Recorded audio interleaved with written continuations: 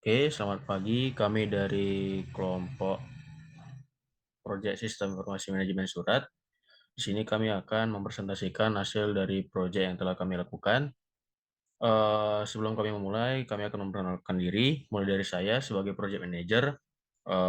Saya namanya adalah Chandra Tulus Samurangan Simanjuntak. Dan selanjutnya teman-teman saya yang lain akan memperkenalkan diri. Dimulai dari Volina Napitupulu. Perkenalkan, nama saya Paulina Napitupulu. Saya sebagai programmer.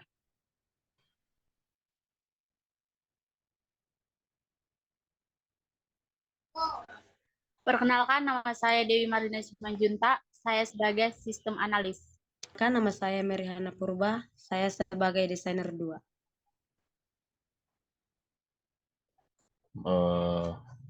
Selanjutnya kami akan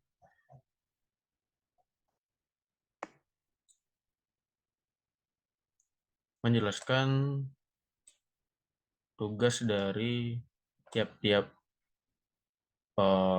deskripsi job kami, dimulai dari project manager. Project manager adalah seseorang yang bertanggung jawab untuk mengatur, merencanakan, dan melaksanakan proyek berdasarkan anggaran dan penjualan. Terus project manager juga bertanggung jawab untuk memimpin tim, menentukan tujuan, berkomunikasi dengan para stakeholder, dan menyelesaikan proyek dari awal hingga akhir. Seorang project manager juga memiliki tugas dan tanggung jawab yang diantaranya itu seperti memulai proyek seperti memeriksa kelayakan dan menyusun anggaran tim dan sumber daya yang dimiliki. Yang kedua, melaksanakan perencanaan yang mencakup penetapan tujuan dan sasaran, menentukan peran dan penjadwalan tugas agar sesuai dengan kebutuhan klien. Yang ketiga, memimpin dan memotivasi tim proyek dan para pemangku kepentingan atau stakeholder. Yang keempat, mengelola proyek yang mencakup mengkoordinasikan tim proyek agar mereka tetap pada jalurnya dan menjaga proyek sesuai anggaran. Terus yang kelima, melakukan kegiatan pemantauan dan pengendalian untuk melacak kemajuan proyek. Pada proyek ini, saya juga berperan sebagai programmer, yang dimana programmer adalah seseorang yang menulis kode untuk menciptakan perangkat lunak komputer, yang dimana istilah ini merujuk kepada seorang spesialis di dalam suatu bahasa pemrograman komputer, dan secara umum juga yang terlibat dalam proses perancangan, penulisan, dan juga melakukan pengujian, debugging, dan troubleshooting, dan juga pemeliharaan kode terhadap software yang dirancang. Terus tanggung jawab dari seorang programmer yang pertama adalah menciptakan program adalah tugas utama bagi seorang programmer. Tugas ini memaksa mereka gitu dalam memahami dan menulis dan mampu menulis bahasa pemrograman seperti C++ dan Java. Dan dari tulisan kode mereka tercipta program yang dapat dimengerti dan diikuti oleh komputer. Yang kedua yaitu dapat melakukan pelaporan dan melakukan pelaporan terjadwal dengan manajer produk.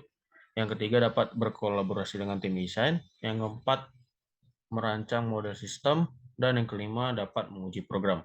Selanjutnya akan dilanjutkan oleh teman saya yang memiliki job sistem analis.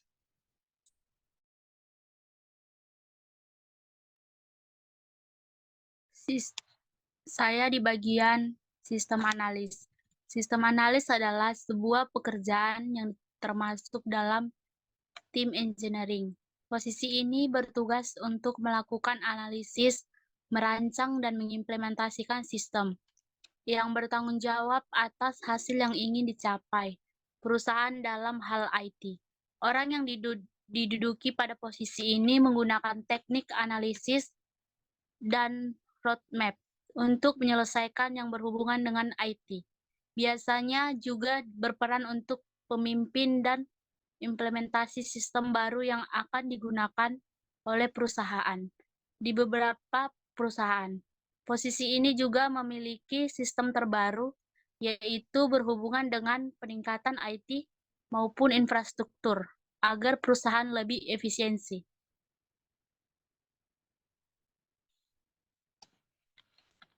Pekerjaan utama pada posisi sistem analisis ini diantaranya adalah: 1. Sistem analis bertanggung jawab untuk membuat asumsi tentang tujuan investigasi. 2. Sistem analis melakukan analisis dari asumsi yang muncul. Analis ini bisa berupa percobaan langsung ke apa yang ingin diperbaiki atau apa yang ingin dikembangkan lebih lanjut. 3. Sistem analis diharuskan untuk mengimplementasikan ke dalam sebuah kasus. Kasus ini bisa berupa pembuatan sistem baru atau pengaplikasian dalam pengembangan produk. Kemudian dilanjutkan oleh teman kami di bagian desainer. Baik, di sini saya sebagai desainer 2. Dalam desainer mempunyai peran yang sangat penting karena berkat peran mereka, tampilan website Anda akan membuat para pengguna menjadi semakin nyaman dan betah berada di dalamnya, karena informasi yang ditampilkan begitu jelas dan mudah dipahami.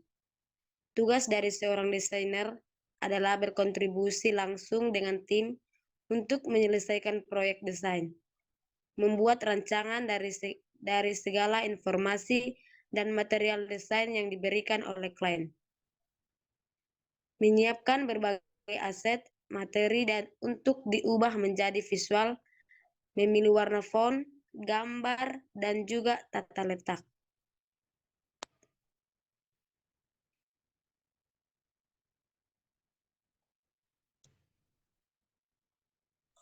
Baik, selanjutnya kami akan menerangkan time schedule dari proyek kami yang dibacakan oleh teman kami, Sherina Sregar. Yang pertama, memilih topik dan judul proyek, yaitu durasinya 21 hari, mulai dari tanggal 6 Oktober 2022 sampai tanggal 13 Oktober 2022. Yang kedua, membuat project planning, durasinya 8 hari, dimulai dari tanggal 14 Oktober 2022 sampai tanggal 26 Oktober 2022. Analisa kebutuhan, membuat dokumentasi perancangan sistem informasi selama 5 hari, yaitu mulai tanggal 27 Oktober sampai tanggal 31 Oktober 2022. Membuat pemodelan DFD, yaitu selama 10 hari, dimulai dari tanggal 1 November sampai tanggal 10 November 2022. Membuat activity diagram selama 7 hari, dimulai dari tanggal 11 November sampai tanggal 17 November 2022.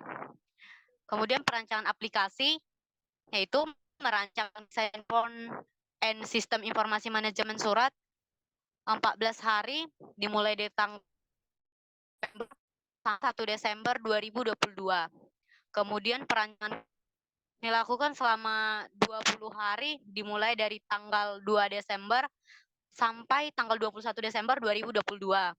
Kemudian uji program dilakukan selama 10 hari, dimulai dari tanggal 11 Januari 2023 sampai 20 Januari 2023. Kemudian monitoring dan controlling, yaitu memantau sistem informasi yang sedang dikerjakan.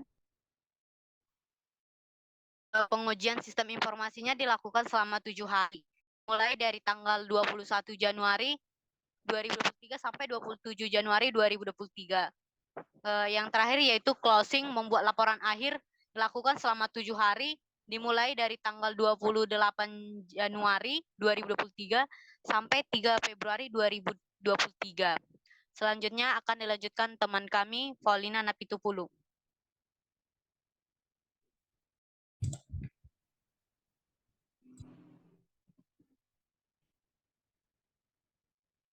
Baiklah, di sini saya akan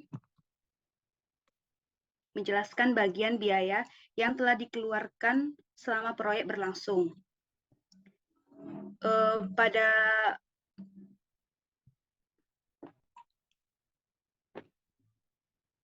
bagian inisialisasi itu dengan modal awal 1 juta yang terbagi pada membuat topik dan judul project, lalu membuat project planning mengeluarkan 250.000.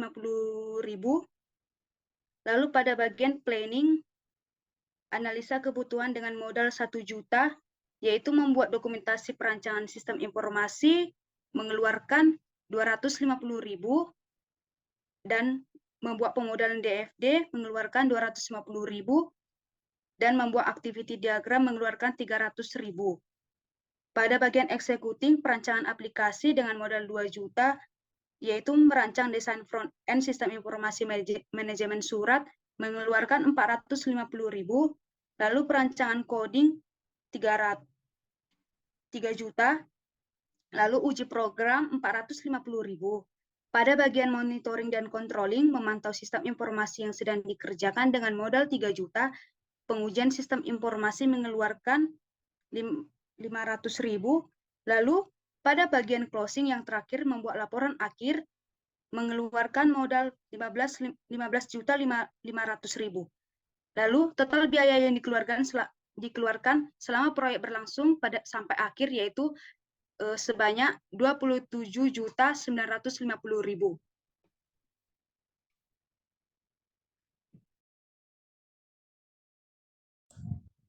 Oke, baik. Selesai dari presentasi dari biaya, selanjutnya akan saya ambil alih, yaitu saya akan menunjukkan hasil dari proyek sistem informasi manajemen surat yang sudah kami kerjakan. Jadi pada aplikasi sistem informasi manajemen surat ini, pada bagian desainer telah membuat ataupun merancang form login pada bagian indeks PHP yang ada di sini atau pada bagian login PHP. Nah, pada job designer, tim desainer mulai merancang form login yang dimana backgroundnya itu ada nuansa-nuansa batik. Terus untuk dari form username dan password, posisi dari logo di Dukcapil telah kami sepakati itu berada di tengah. Terus juga nama instansi telah kami buat itu berada di tengah, yang dimana Dinas Kependudukan dan Pencatatan Sipil itu di tengah, dan juga judul dari aplikasi sistem informasi itu kami buatkan pada bagian form login itu aplikasi manajemen surat. Nah, dan untuk username dan password yang telah dirancang oleh programmer, itu username-nya itu mulai dari itu Chandra, terus passwordnya itu admin. Lalu kalau diklik login, maka akan diarahkan ke form admin PHP. Nah, pada bagian form admin PHP, tim desainer juga telah merancang nuansa warna mulai dari header, terus pada bagian header sini terdapat nama instansi dan juga alamat dari instansi, yaitu beralamat di Jalan Iskandar Muda. Terus setelah dari header, pada bagian body dari aplikasi manajemen surat tersebut ada tulisan welcome yang telah dirancang oleh sistem analis, yaitu menampilkan nama dari user yang login ke dalam aplikasi sistem informasi tersebut. Nah, pada bagian header itu terdapat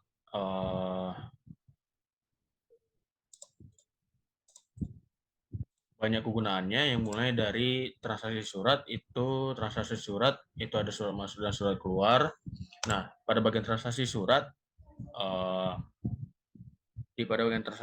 itu terdapat surat masuk yang dimana pada bagian form ini pengguna aplikasi tersebut dapat menambahkan surat masuk, dan pada bagian form pada bagian form tambah data surat masuk ini terdapat kolom-kolom mulai dari nomor agenda, asal surat, nomor surat, isi ringkasan surat, terus kode klasifikasi dari surat tersebut, indeks berkas keberapa, terus tanggal surat masuk tersebut, terus keterangan rincian dari surat tersebut. Nah, kolom-kolom itu terdapat juga kolom file yang dimana pada kolom file ini dapat diupload file berbentuk ataupun berekstensi JPG, PNG, Docs, dan PDF ke dalam aplikasi sistem informasi surat tersebut.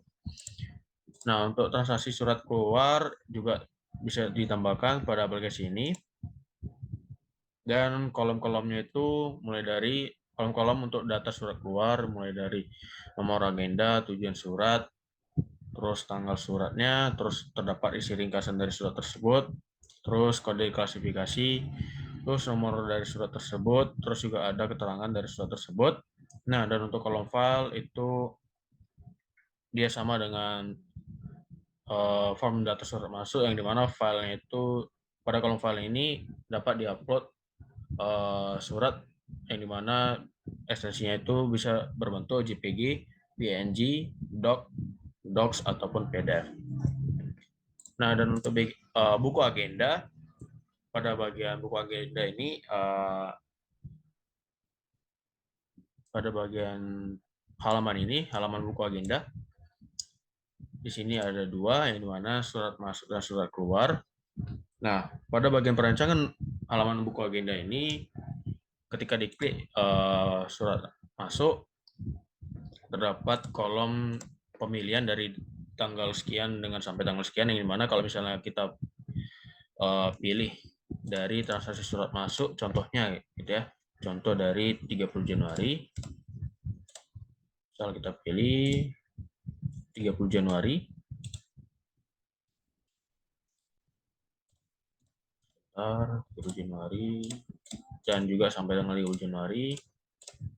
Maka kalau kita tampilkan, kita klik tampilkan, pada bagian sebelah kanan dia akan menampilkan agenda dari surat masuk per tanggal 30 Januari sampai tanggal 30 Januari. Nah, pada bagian agenda surat masuk ini, sesuai dengan perancangan yang sudah dilaporkan pada bagian tugas kami, itu terdapat juga output yang akan dihasilkan dari sistem informasi tersebut, yang mana ketika diklik cetak, maka aplikasi ini dapat mencetak agenda surat masuk yang masuk dari per tanggal 30 Januari. Lalu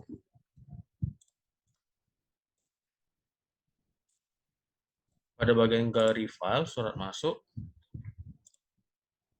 ini pada bagian halaman galeri ini menampilkan galeri file surat masuk yang telah disimpan ke dalam sistem informasi tersebut. Dan juga di buku agenda juga terdapat cetak agenda surat keluar.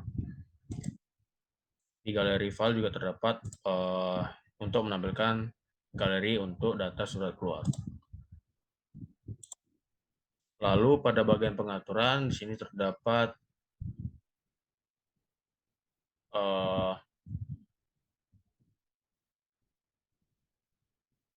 manajemen instansi, yang dimana pada bagian form manajemen instansi ini dapat dilakukan edit data terhadap instansi dari Disdukcapil. Jadi ketika ada perubahan dari data instansi dapat diedit dari sini. Lalu juga terdapat profile, yang dimana si pengguna dapat mengedit profilnya sendiri, terus dapat mengubah passwordnya, sendiri gitu, tanpa harus login ke dalam database terlebih dahulu. Lalu setelah semua dari perancangan sistem informasi tersebut, terdapat tombol logout ketika si pengguna telah selesai menggunakan aplikasinya. Nah, sekian dari proyek sistem informasi manajemen surat kami.